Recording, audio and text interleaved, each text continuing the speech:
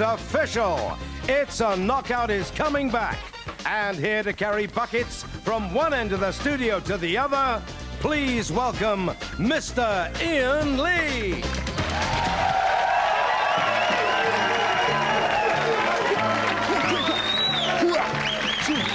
Yep, It's a Knockout is back. If you haven't seen it, just picture a sports day for giant divs. Now, please welcome my co-presenter. It's a giant bear.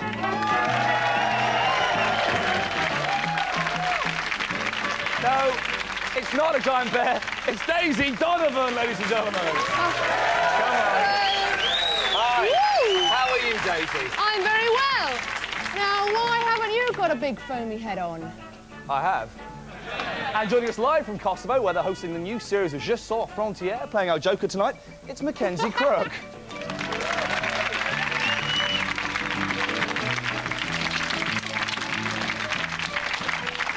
Now, let's meet a man who loves dressing up in weird outfits and whipping some Belgian ass. And that's just at the weekend. It's Tommy Vance and his News Slam. Wednesday, April the 28th. And the Tories are split over the NHS. After a rogue speech, Peter Lilly is told to kiss and make up with Anne Widdecombe. Poor bastard. Rumour has it he's practising on a haddock. From a Tory bicker to a dicky ticker. And boffins of the heart say that if you're rich, you're less likely to die from a coronary. I say that's rubbish. I'm absolutely loaded, and my heart's fucked. From cardiac fibrillations to genetic modifications. And Tesco slaps a ban on GM food. Scientists say they cannot be sure of the effects of consuming a genetically modified bean feast. Here's a clue. From a GM food scare to a film premiere. And the debate rages on. Who was the most glamorous guest at the opening night of Notting Hill? Was it Julia Roberts or Liz Hurley?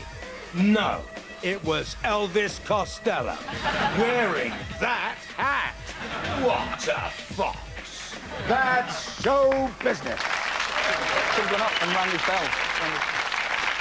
Well, those were the lead stories of the day, your Hugh Grants, if you like. But what about the little extras who like to get their teeth into the small parts, the divine browns? Well, let's have a look at the smaller stories you might have missed. It's today's Red Top Roundup. Naomi Campbell has agreed to pose nude in gentrified jazz journal Playboy for £600,000. News just in, Sue Pollard's doing razzle for a crate of Stella and a bag of broken biscuits. Church of Scotland are urging its members to love instead of punish prostitutes. Now, that's funny, because the ones I go to let you do both. Pleasure and pain, fine line. Latest singing sensation in the pop charts is the R&B star called Eminem. Up until recently, he was just an ordinary minstrel. At the premiere of the new film, Notting Hill, Hugh Grant said he'd thought about giving up acting. Well, he could have waited until they finished making the movie. How quickly you turn. How quickly. And finally, a package of highly radioactive iridium was discovered at Stansted Airport. Apparently, the package had remained unnoticed as passers-by thought it was just some discarded fish and chips. Fishin'.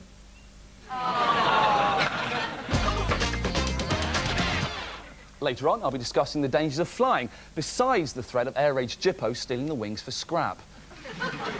And Ali G gets in touch with his feminine side when he talks about the issues that affect us bitches. Here's a clip. Do you think the age of consent for girls should be brought down to 12? No, I don't think so, because, I mean, the reason why... It used to be 12. But in the ghetto, they say if there's grass on the pitch, let's play. Would you vote for this man? No, it's not Peter Sutcliffe, although it's close. It's, in fact, Sports Minister Tony Banks. Banks's self-portrait with beard is just one of over 200 pictures painted by MPs for a charity art competition. Now, the papers always love this kind of thing. They think it gives them insight into MPs' minds, and it does help brighten up the pages between murder and sport. But it's pointless trying to analyse these pictures, because they've been vetted by so many spin doctors, they reveal nothing about the politicians who painted them. But not so the first drafts. We've got hold of some of the early versions. Now let's see what they tell us about the artists. Here's Education Secretary David Blunkett's finished painting. A colourful, if slightly chaotic, representation of a football pitch. But here's his first attempt. Well, no, don't be too harsh on him, because the man is blind and Sydney Opera House is a challenge for any artist. Here's Ken Clark's finished painting of a steam train. Doesn't reveal much, but take a look at his first draft. Ken there beating William Hague to death with a coal shovel on a railway siding. He was advised for his final draft, play out the train element a little bit. Finally, William Hague's entry to the competition. A big, scary spider. The finished version doesn't reveal much about his psyche, but the first draft subtly indicates what could be William's deepest fear.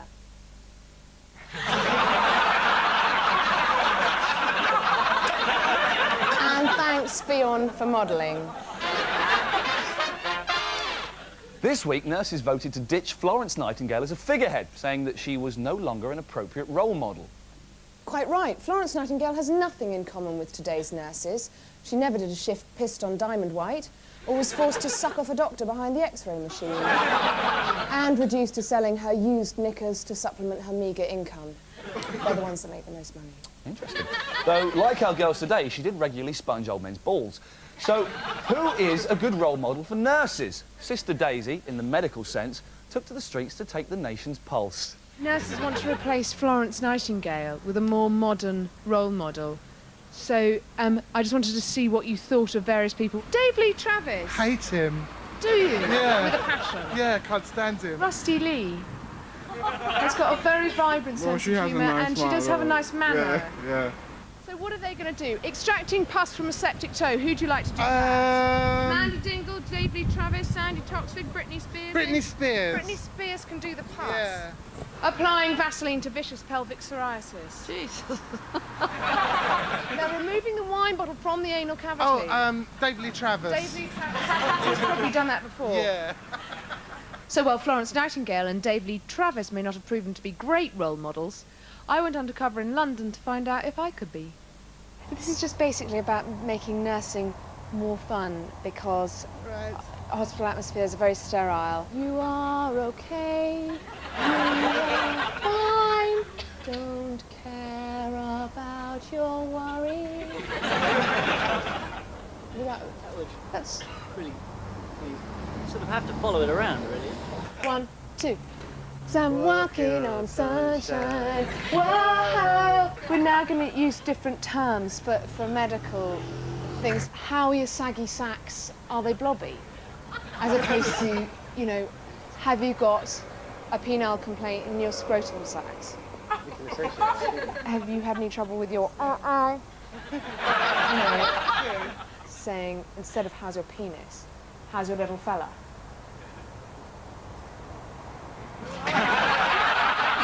We're trying to work out ways of breaking news to people. Bad news. Bad news. Right, okay. But using, for example, a crossword. You have lots and lots of this anal complaint. P-I dash... Yeah, piles. So things may not be any clearer on the patron issue, but wearing a nurse's uniform really did the trick for me.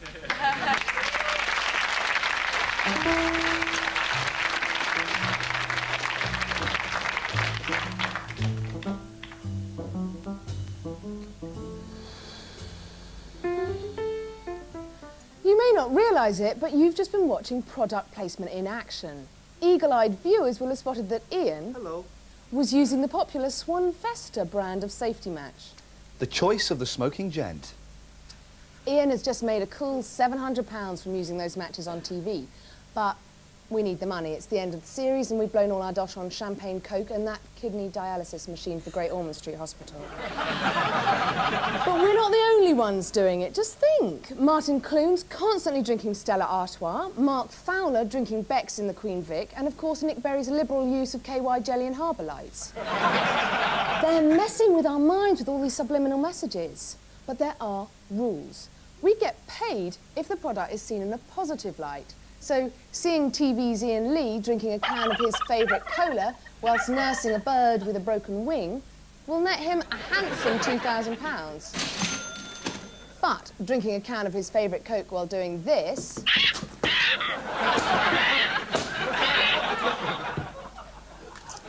gets him nothing.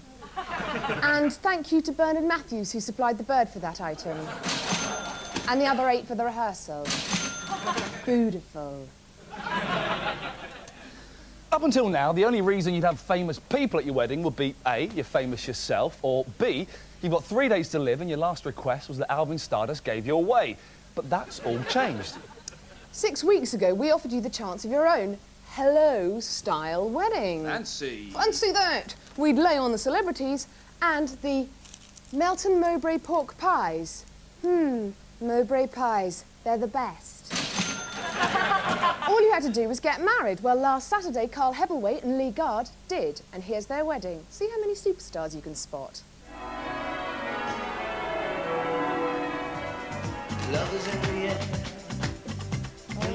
There's Tommy Vance, our man himself. There's a vicar, he's not that famous. Husbands must love their wives as they love each other. I'm Cole Stephen. Take you, Lee. Mandy Jordache, she killed her husband. Get her out. Vance is crying like a girl. Isla Sinclair. I love her. No, yeah, she's lovely. Look out, they're being attacked! No, they're not, it's just Cobra and Oliver Skeets throwing paper at them. Ugh. Who's this?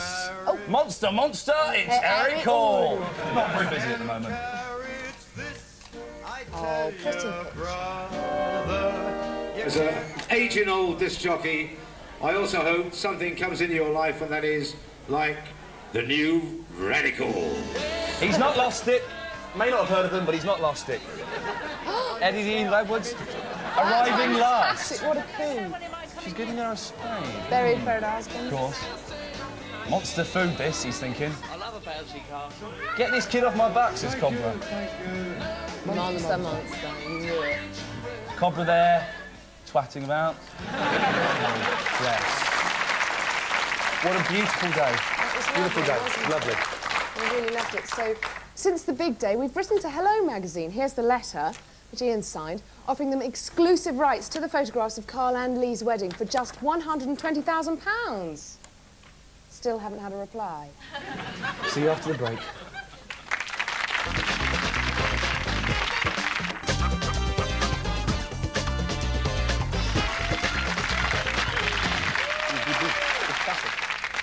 There are 2 things you never want to hear on an aeroplane. The first is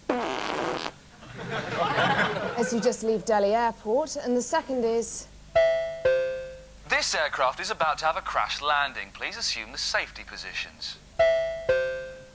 either way you know you're going to shit yourself. Well, for a BA flight earlier this week, an announcement just like that did go off. Fortunately, it was only a passenger playing an hilarious practical joke. But what are the real dangers of flying? Well, here to tell us is pilot Eric Moody. Hi, Eric. Hi. How's it going? All right. Now, Eric, you were a genuine captain. You've retired now. Yes. Fantastic. How long were you a pilot? Well, I started to fly when I was 16 and I retired at 55. Crikey, that's a long journey. Where were you going? And I was still flying. So I can't work the sums out, but it's a long time, 40 odd years. OK, now, do pilots ever get scared when they're flying a plane? Oh, it pays you to get scared once in a while. It helps concentrate the mind. How scared do you get? You're not just sitting there going, you know, we're not going to make it. Because as a passenger, that would really scare me a lot, knowing you're like that. No, well, yeah, I don't suppose you shake, but you frighten yourself and look back and think, gosh, oh golly gosh. What the hell are you looking back for? Well, no. Oh, my pilot said straight ahead. So if flying is very safe, then obviously you've never had a crash, have you? Was this when you were scared one day? Well, I walked away from a few heaps, yes, but not... Well, I've done that. I just didn't phone them again. Absolutely, yeah. It wasn't interesting. But... So, what was the most, exciting, dangerous crash you were involved in, or situation? Well, I had all my engines stop on a 747, all 4 of them, for 14 minutes one day. 14 minutes? Mm. Those things are bloody huge. Yeah, they're like the Locodium straps your back. You're dead right on that. But it glided for 14 minutes, from 37,000 feet down to 12. And how did you get out of that? Did you have someone go out on there and just pull the starter cord again? Well, is that how it works? One of the passengers thought she saw an angel out on the engines working on them, so perhaps that's what it was. No, I think she was... That's an interesting thing, actually. Have any of the pilots you know seen a UFO? Well, you wouldn't own up to it if you did, because people think you're a crank. Really? Is that the accepted thing in pilot circles? Yeah. If you There are one or mention two UFOs? about that think they've seen them. But Have you seen one? Just wink if you have. Good boy. Frank, you weirdo. Now, turbulence. yeah. Is that real, or is that like you just going, right, we'll shit them up, here we go. Well, if you've got a full-up first class and the pilot wants a first-class meal, yes is the answer to that. He does this. He does that and he gets them a bit well, they bit don't sick. eat then, do they, you see? No. No. Fantastic, that's always reassuring to know. Now, finally, considering his aviation history, would you let this man fly your plane? No. It's Roy Chubby Brown, he's not a qualified pilot. No. I certainly wouldn't. Ladies and gentlemen, would you please thank Eric Mooley? Thanks a lot. Thank you.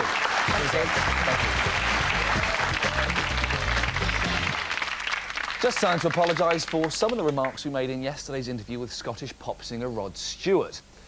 Now, we now appreciate that Rod may have found our treatment of his sad breakup with Rachel Hunter, his most recent blonde wife, quite offensive. We realised that introducing him as that lonely, jilted jock whose wife's just run off to get some decent dick action from younger men may have given off mixed messages. And we also accept that it was inappropriate of me to respond to Rod's question, do you think I'm sexy? With the answer, no, you look like the wizened bastard child of E.T. and Jurgen Klinsmann. Finally, Rod, we apologise unreservedly for raising your hopes by telling you there was still one wild and sexy, notorious blonde love machine in the world who would agree to go out with you. Mackenzie enjoyed entertaining the troops in the Balkans so much yesterday that tonight he's staging his own morale-boosting celebrity gala night on the Kosovan border. Curtains up in about 10 minutes, so just time for a quick word from him. Let's have a listen. Hello, Mackenzie. Brilliant stuff there from Roger de Courcy. Let's hear it from Roger de Courcy there. Fantastic stuff, Rog. Nice one. And Nookie Bear, of course. Nookie, eh? Sounds a little bit like fucking, doesn't it, eh? Should be called Roger de Intercourcy and Fucky Bear, shouldn't it, lads, eh? Mackenzie, sorry to interrupt. How's it going, mate? Oh, lads, your lucky day. We're joined live from London by TV's Ian Lee from the 11 o'clock show. A lot of lads here, really big fans of yours, Ian. Or are they? But they quite like Daisy, don't you, lads? Right, Crookie, what's been the high spot of the show? Oh, it's got to be Pasquale. Classic stuff from the squeaky-voiced shits there. And the real Bay City Rollers played a blinder featuring the original bass player from Shawaddy Waddy. Sounds like a lot of fun, Mackenzie. Oh, we've hardly started, mate. There's a real treat for the lads now. I know you're going to go wild for a lovely lady. She's going to take 2 from the top and 1 from down below, eh? So let's count down to this vital statistician. Please welcome Anita Dobson. Mackenzie, sorry, don't we get to see anything? Yes, Ian, but only if you get my hilarious new adult live video, Dirty Mac, NZ Crook. Available from all good news agents, record shops, market stalls, only $15.99. Be warned, it's very blue, adults only. Mackenzie Crook, I'm going to stop that blatant plug there. Thank you very much. Liz Hurley's got a fantastic pair. Daniela Westbrook's are a bit chop-sealed, but I wouldn't touch Moira Stewart's pointy ones with yours. I'm not talking about that, I'm talking about high heels. I'm a man, of course I'd love to touch Moira Stewart's jugs. However, according to recent research, women who wear high heels are as thick as pig shit. That's rubbish, Ian. Some of the brainiest people in Britain wear high heels. Cherie Blair, Carol Vorderman and Eddie Izzard. So, who better to cast a sensitive eye over the delicate minefield of women's issues than our very own voice of youth, Ali G.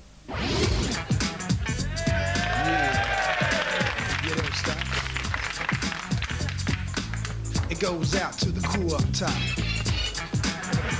That's it. Booyakasha! Check this. Today we is talking about women. I is with none other than Professor Sue Lees. She be director of the Center for Gender Research. And we is gonna be talking about ladies. Now, 1 in 2 people in the country is a woman. So it's about time you've got to know about them. Women, they're as important, aren't they? They indeed are. Very important. As important as men. Which is better, man or woman? Well, equality is not about being better. But which one is better? Either is better. But one must be a little bit better. In what respect? Like, you know, in the way that something is worse and something is better. Do you think there will ever be a female prime minister? Well, there has been one. When? Margaret Thatcher. No, she weren't prime minister. Yes. Do you think another woman will be allowed to slip through? I mean, the real question is whether there'll be a president of the United States who is a woman. Do you think a woman should be able to have any job? I do, yes. I think they should be able to have any job. Would you feel safe, though, if you knew a woman was flying your plane? Why wouldn't you feel safe if a woman was flying it? Do you feel safe being driven by a woman? No. But would you not be scared that she would start nattering or thinking about things and then forget to fly the plane or get angry and suddenly... But that's incredible prejudice, you Why? know. Because there's no evidence that women are just as reliable workers as men are. What is a feminist? Well, I think we come back to this idea of equality, that Aye. a feminist is someone who believes that men and women should be treated equally. A lot of boys we know is trying to get their girlfriends into feminism. Do you think that is right? Yeah, I do. I think it's a good thing. Do you think all girls should try feminism at least once? Well, girls today often don't recognise how much they benefited from feminism. But do you think it is right when they try feminism when they is drunk at a party or whatever with a few mates? What does trying feminism You mean? know, try a bit of feminism and when they is sober the next day they get back together with their boyfriends. I don't understand what you mean by get feminist. When they kiss a woman. What, being lesbian are you talking about? Sexually? Aye, for Look, real. that's good not sex. feminism is not about sex, having sex relationships with other women. It ain't That is only not about what that. well, it's not about it at all. My uncle Jamal, he says he is trisexual. Yeah. He will try anything sexual. What does that mean? There are a lot of people, you know, who would agree that they would like having sexual relationships with men and with women. So you're saying that you think that he has done it with men? That he has. Aye. Well, it would suggest that from that. Or that he's interested in it. Don't know whether he would have done it. Depends what done it means. So you think my uncle Jamal is Oh, I don't know about batty your- boy? No, I don't think he's a batty boy, actually. But you think my uncle Jamal like it in both pipes? Well, I think he probably is making a joke. For real. So it's probably a joke. It's probably It a ain't joke. necessarily. Because he is a joker. Yes, and if I you think called he's him, a joker. if you called him that to his face, he'd probably kill you. We just want to say thank you, Professor Lees. Big up yourself. Okay. Thank you Thank very you much. very much.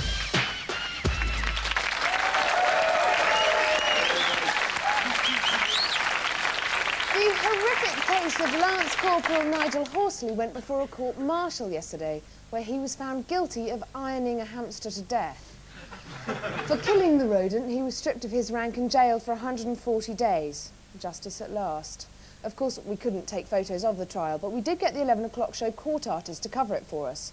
The jury didn't take long to find the rodent killer guilty. Good night. Good night.